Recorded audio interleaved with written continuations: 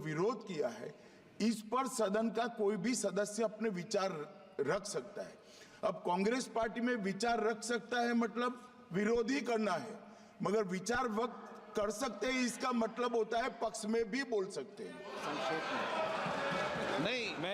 संक्षेप में नहीं, मैं आदरणीय गृह मंत्री को मैं यही कहना चाहूँगा कि अगर कोई पार्टी इसका समर्थन करना भी चाहे तो भी वो समर्थन 72 पे ही रह सकता है, जनरल वो चर्चा में नहीं ला सकते समर्थन के लिए।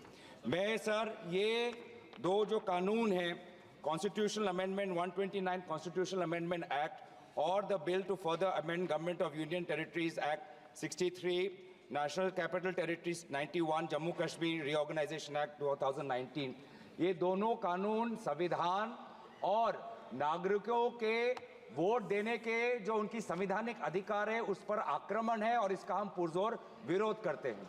विरोध का आधार ये है कि इस सबसे पहले 82(5) में चुनाव आयोग को जो यहाँ पे ताकत दी गई है कि चुनाव आयोग आज राष्ट्रपति को अपना एक निर्णय दे सकते हैं कि कब निर्वाचन हो सकता है। ये कभी भी इससे पहले चुनाव आयोग की ऐसी ताकत भारत के संविधान के निर्माताओं ने नहीं बनाया है। चुनाव आयोग की क्या सीमाएं हैं वो आर्टिकल 324 में है, जहां पर इलेक्शन कमीशन को बस कैसे सुपरवाइज करना चाहिए, कंट्रोल करना चाहिए, इलेक्शन रोल कैसे बनाना चाहिए, वहीं तक ही चुनाव आयोग की क्षमताओं का सीमा बनाया है। लेकिन इस संविधान ने चुनाव आयोग को असंवैधानिक गैर कानूनी ताकत दी है। राष्ट्रपति अगर कोई परामर्श लेते हैं तो सिर्फ काउंसिल ऑफ मिनिस्टर से परामर्श लेते हैं, वो कभी भी वो चुनाव आयोग से परामर्श नहीं लेते हैं। ये एक गैर संवैधानिक इन्होंने एक ढांचा बनाया है।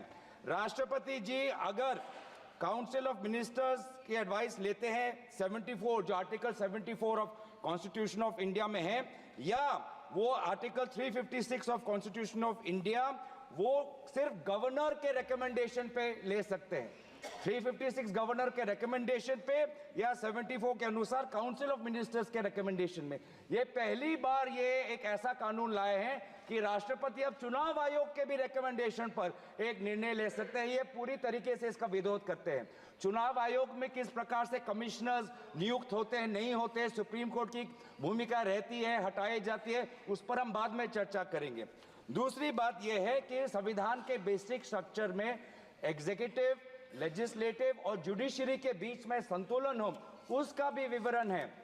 आज इस बिल के द्वारा आदरणीय राष्ट्रपति जी को ज्यादा शक्ति दिया गया है कि वो अपने सुपरिंटेंडेंट से एक नए 82A के द्वारा अब वो विधानसभाओं को भंग कर सकती है। ये एक्सेसिव पावर इस बिल में चुनाव आयोग को भी दिया गया है और राष्ट्रपति जी को भी दिया गया है। और यहाँ पे जो मुद्दा उठाया है कि ये कि चुनाव आयोग का ये जो खर्च है कम करना चाहते हैं, चुनाव आयोग के खुद उन्होंने कबूल किया है कि 2014 की चुनाव आयोग में कितना पैसा खर्च हुआ, लगभग 3700 करोड़।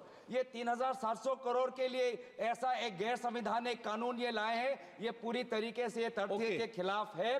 हम दोबारा कहना चाहते हैं कि संविधान और एक नागरिक जो आर्टिकल 14 जो उसको वोट देने का अधिकार देते हैं, वो जब वोट देता है तो हमारे संविधान में लिखा है कि जो 5 ईयर टर्म है, जो 5 ईयर टर्म है आर्टिकल 83(2) में हाउस ऑफ पीपल को और आर्टिकल 172(1) में जो 5 ईयर टर्म है उसके साथ खिलवाड़ नहीं कर सकते। ये एक गलत नीति आयोग के रिपोर्ट के आधार पर ये कहना चाहते हैं कि 5 ईयर टर्म अनिवार्य नहीं है। 5 ईयर टर्म अनिवार्य है, ये नीति आयोग के रिपोर्ट में नहीं जाए। नीति आयोग कोई संवैधानिक कोई बॉडी नहीं है जो इस प्रकार का ये परामर्श दे पाए। तो इसीलिए मैं बस इतना ही कहना चाहूंगा कि ये दोबारा अगर इनको लगता है कि प्रधानमंत्री मोदी जी पर के प्रचार से ये पूरे ये भारत के चुनाव को छीनेंगे तो हम ये चोरी नहीं होने देंगे और हम बिल का विरोध करते हैं। इस बिल को जेपीसी में भेजा जाए। माननीय सदस्यगण ने 1 मिनट प्लीज, 1 मिनट।